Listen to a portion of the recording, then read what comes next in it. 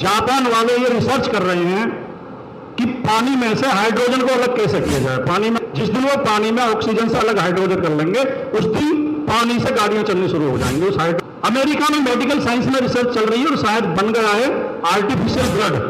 China ने नकली चांद बना लिया रात को रोशनी करने के लिए, और हम क्या कर रहे हैं? हम मंदिरों को, मस्जिदों को खुदवा के शिवलिंग ढूंढ रहे हैं। समाज में कुछ लोग ऐसे हैं जिनके दिमाग ठप हो चुके हैं, जिनके दिमाग ठप हैं, जो अभी विकसित ही नहीं हो पाए, वो आज भी हिंसा से, ताकत से और हथियारों से फैसले करना चाहते हैं।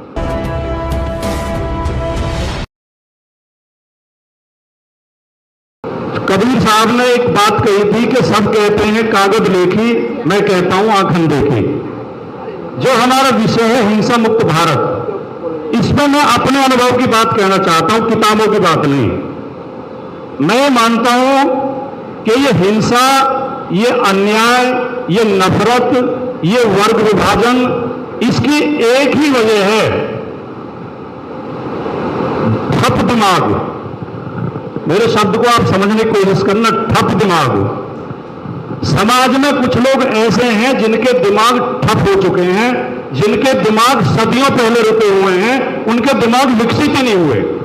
दुनिया बहुत बदल चुकी, दुनिया में नई नई रिसर्च हो गई, दुनिया में नए नए आंदोलन चल गए, लेकिन उनके दिमाग अभी वहीं ठहरे हुए हैं।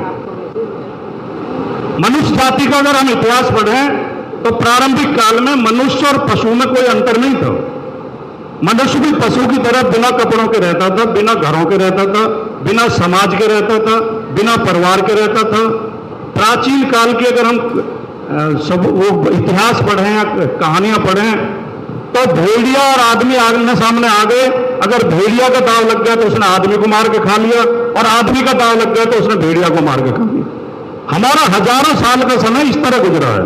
फिर धीरे धीरे मनुष्य का दिमाग विकसित होना शुरू हुआ, मनुष्य ने समाज बनाना शुरू किया, मनुष्य ने खेती करनी शुरू की, मनुष्य ने पशुपालन शुरू किया, बस्तियां बनानी शुरू की, और धीरे धीरे सामाजिक संबंध स्थापित हुए। तो दुनिया भर में राज्य के लिए और अधिकारों के लिए हिंसा होती थी, हथियारों से लड़ा जाता था।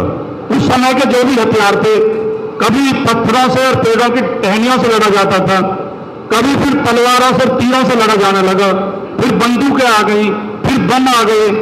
लेकिन इस बीच में मनुष्य का दिमाग थोड़ा विकसित हुआ और मनुष्य ने सोचा कि हम क्यों लड़ते हैं। इन चीजों के लिए हम कोई नियम भी बना सकते हैं, कोई कायदे बना सकते हैं, कोई सिस्टम बना सकते हैं।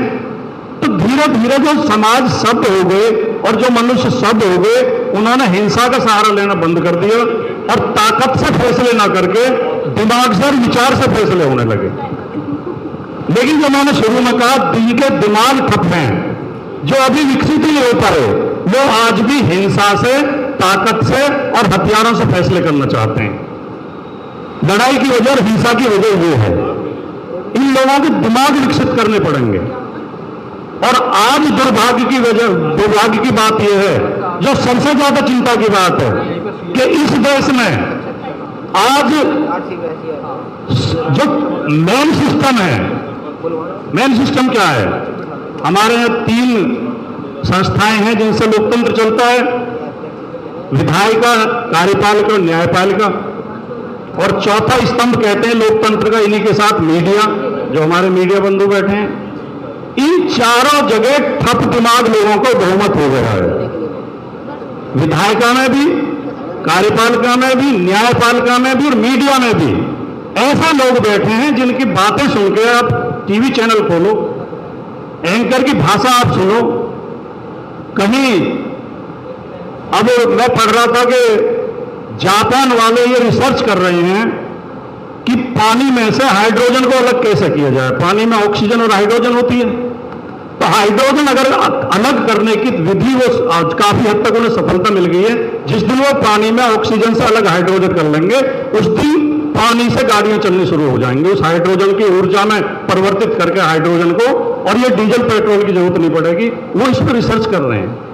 अमेरिका में मेडिकल साइंस में रिसर्च चल रही है और शायद बन गया है आर्टिफिशियल ब्लड। उन्होंने नकली खून बना लिया है। अगर खून की जरूरत पड़े और खून ना मिल पाए तो नकली खून से भी आदमी का जीवन बच जाएगा। उसका अभी प्रयोग तो हो गए लेकिन वो बाजार में नहीं आया। नकली हार्ट बना लिया है, चाइना ने नकली चांद बना लिया रात को रोशनी करने के लिए, और हम क्या कर रहे हैं? हम मंदिरों को और मस्जिदों को खुदवा के शिवलिंग ढूंढ रहे हैं कि कहां शिवलिंग है, कहां हनुमान जी की मूर्ति है, कहां देवता मिलेंगे। तो यह हमारे ठप दिमाग है। जब मनुष्य को ज्ञान नहीं था, मनुष्य के पास जानकारी नहीं थी कि रात और दिन कैसे होते हैं, बारिश कैसे होती है, भूकंप कैसे आते हैं, ओले कैसे पड़ते हैं, तो उसने कल्पना कर ली कि बारिश कैसे होती है। ये कि इंद्र देवता है, इंद्र देवता आदेश देता है बादलों को, जाओ बारिश करके आओ। बारिश ना हो तो क्या करें? बोले इंद्र देवता को खुश करने के लिए यज्ञ करो, उसकी पूजा करो, उसे चढ़ाओ। रात दिन कैसे होते हैं? बोले निमि देवता है, फलक बंद कर लेता, रात हो जाती है, फलक खोल देता, दिन हो जाती है। भूकंप कैसे आता है? कि धरती जो गाय के सिंगों पर रखी हुई है, जब एक सिंग दुखने लगता है तो गौ माता दूसरे सिंग को बदल लेती है, भूकंप आ जाते हैं। चंद्रग्रहण सूर्यग्रहण कैसे पड़ते हैं? मतलब काल्पनिक। यहां तक इन्हें ये नहीं पता था कि गंगा कहां से निकलती है, और इतनी कोशिश नहीं करी कि जाके यार हिमालय पे चढ़ के देख लो कहां से नदी निकल रही है। बोले जी ब्रह्मा जी कमंडल में आती है, ब्रह्मा जी कमंडल से शिव जी की जटाओं में आती है, फिर शिव जी ने जटा खोली, भगीरथ आगे चल दिए, गंगा पीछे चल दी। गंगा ना हो कोई बकरी हो गई, उसके पीछे चल दी। लेकिन चला उस समय मान लें कि हम प्रारंभिक काल में थे, हमारे पास जानकारी नहीं थी, हमारे पास संसाधन नहीं थे। लेकिन आज के समय में भी कोई इन बातों को माने, आज भी कोई माना कि गंगा शिव जी की जटाओं से निकल रही है, और चंद्र ग्रहण और सूर्य ग्रहण राहु और केतु की नाराजगी की वजह से आते हैं, या बारिश इंद्र कराता है, तो उनके लिए मूर्ख के अलावा और क्या शब्द कह सकते हैं। लेकिन दुर्भाग्य यह है कि ऐसे मूर्खों का बहुमत देश में आज फिर से हो गया। 1950 में संविधान लागू होने के बाद मैं समझता हूं, जो भी वक्ता कह रहे थे, कि अगर इस संविधान निर्मात्री सभा में जो इसकी जो प्रारूपण समिति थी, अगर उसके अध्यक्ष बाबा साहब न हुए होते तो पता नहीं इस देश का संविधान कितना खतरनाक होता। ये हमारा सौभाग्य है। इस बात के लिए भारत के 140 करोड़ लोगों को बाबा साहब को बार बार आभार व्यक्त करना चाहिए कि वो एक महामानव, मैं समझता हूं कि ज्ञात इतिहास में, और ये बात मैं आज नहीं कर, मैं बहुत बार बोलता हूं, लाल सिंह गौतम हमारे साथी ने पता है, मैं बहुत जगह बोलता हूं, भारत के ज्ञात इतिहास में बाबा साहब से बड़ा विद्वान दूसरा नहीं हुआ। जो इन्होंने काल्पनिक बना रखे हैं वो तो अलग बात है। कल्पना में तो इन्होंने समुद्र का मंथन भी कराया था, उसमें से चंद्रमा भी निकला, गाय भी निकली, और पता नहीं क्या क्या वृक्ष भी निकले, अमृत भी निकला, सब निकले। इनकी कल्पनाओं में तो वहाँ शिव जी लेटे रहते हैं, वहाँ जो कहीं हिमालय के ऊपर कौन सा कैलाश पर्वत पे। मैंने कहा, एक दिन मैंने कहा वो क्षीर सागर में विष्णु लेटे रहते हैं शेषनाग की सैया पे। मैंने कहा यार पूरी दुनिया के इतने सैटेलाइट पूरे आसमान में घूम रहे हैं, उसमें वो जगह जगह के फोटो खींच के भेजते रहते हैं, वीडियो भेजते रहते हैं। एक एक आप जो कहीं जाना हो, आपको जगह पता नहीं, आप गूगल पर जगह डाल दो, वो लड़की साथ के साथ बताती रहती है कि इस रास्ते से निकल जाओ, इधर का जाम लगा हुआ, इधर से निकल जाओ। वो सैटेलाइट को ये तो पता है कि जाम लगा हुआ है, वो ये भी बता देते हैं सड़क खुद रही है, इधर से निकल जाओ बच के। लेकिन आज तक कहीं उसमें जो है कैलाश पर्वत पर ना तो उस सैटेलाइट को शिवजी महाराज दिखाई दिए, और ना शेषनाग पर लेटे हुए विष्णु दिखाई दिए। और मैंने कहा भैया दुनिया ने इतनी तरक्की कर ली यार, सबके पास व्हाट्सएप है, फेसबुक है, ट्विटर है, मोबाइल फोन है। अरे यार कहीं उसके पास भी होता तो कोई अपना नंबर तो देता, हमें किसी व्हाट्सएप ग्रुप में जोड़ देता, हम अपना दुख दर्द तो बता देते। तो मैं समझता हूं कि अभी एक बात और कही गई थी, रानी कर्णावती की आपने कहानी सुनाई और हुमायूं की।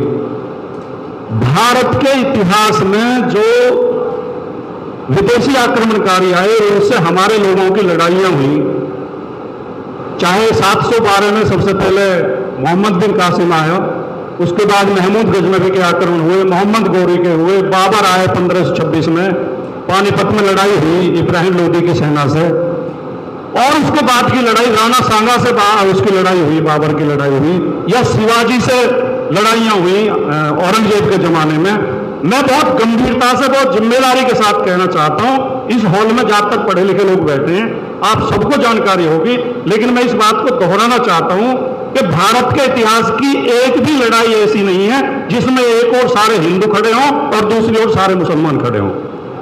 अगर बाबर भी इब्राहिम लोधी से लड़ रहे थे तो बाबर के साथ राणा सांगा की सेना लड़ रही थी, लेकिन राणा सांगा से जब कौन से मैदान में हुई थी उसमें लड़ाई हुई तो राणा सांगा की ओर से हसन खां मेवाती की सेना लड़ रही थी, राणा सांगा की ओर से। अगर औरंगजेब की लड़ाई शिवाजी से भी थी तो औरंगजेब कभी शिवाजी से लड़ने नहीं गए। जब भी जाते थे जयसिंह के सेनापति होते थे, जयसिंह की सेना जाती थी लड़ने के लिए। और उसके शिवाजी के 4 या 5 जो सेनापति थे वो मुस्लिम थे, उनके टोटल 8 या 9 सेनापति थे, उनमें 4 मुस्लिम थे। कभी इस देश में ऐसी लड़ाई नहीं हुई कि एक तरफ हिंदू खड़े हो और एक तरफ मुसलमान खड़े हो। तो ये जो ठप दिमाग लोग हैं, जिनके ठस दिमाग हैं, जो आगे बढ़ना ही नहीं चाहते, जो आगे की सोचना ही नहीं चाहते, जो आज भी मेंढक मेंढकी का विवाह करवा के बारिश करवाना चाहते हैं, ये वो ठस दिमाग लोग हैं जो हमारे भोले भाले लोगों को गुमराह करते हैं। कभी हमारे अनुसूचित जाति के भाइयों के खिलाफ भड़काते हैं, कभी अनुसूचित जनजाति के खिलाफ भड़काते हैं। लड़ाई क्या है मणिपुर की? ये कुकी और मैतेई की लड़ाई क्या है? ये अनुसूचित जाति का लाभ, अनुसूचित जनजाति का लाभ उठाने के लिए तो लड़ाई है। राजस्थान में जो गुर्जर और मीणा लड़े, क्यों लड़े? ये षड्यंत्र पूर्वक लड़ाए गए। और आखिर में मैं एक बात कहता हूं, केवल ये नई संदर्भ को इस तरह जोड़ते हुए कि लोगों को शिक्षित करने की जरूरत है, उन्हें विचार देने की जरूरत है, उन्हें इतिहास बताने की जरूरत है, उन्हें सच्चाई बताने की जरूरत है, उन्हें वैज्ञानिक आविष्कारों से अवगत कराने की जरूरत है, उनके दिमाग का अंधविश्वास और पाखंड निकालने की जरूरत है। जिस दिन ये निकल जाएगा, इनके दिमाग अपने आप बदल जाएंगे, लड़ना बंद कर देंगे और ये नफरत करना बंद कर देंगे। लेकिन जो बहन जी ने कहा, और मैंने शुरू में उसका समर्थन कर दिया था, आखिर में मैं इतना कहना चाहता हूं कि इस हॉल में कुछ गुर्जर, कुछ यादव, कुछ जाट भाई और कुछ चौहान और कई ओबीसी जातियों के लोग बैठे हैं।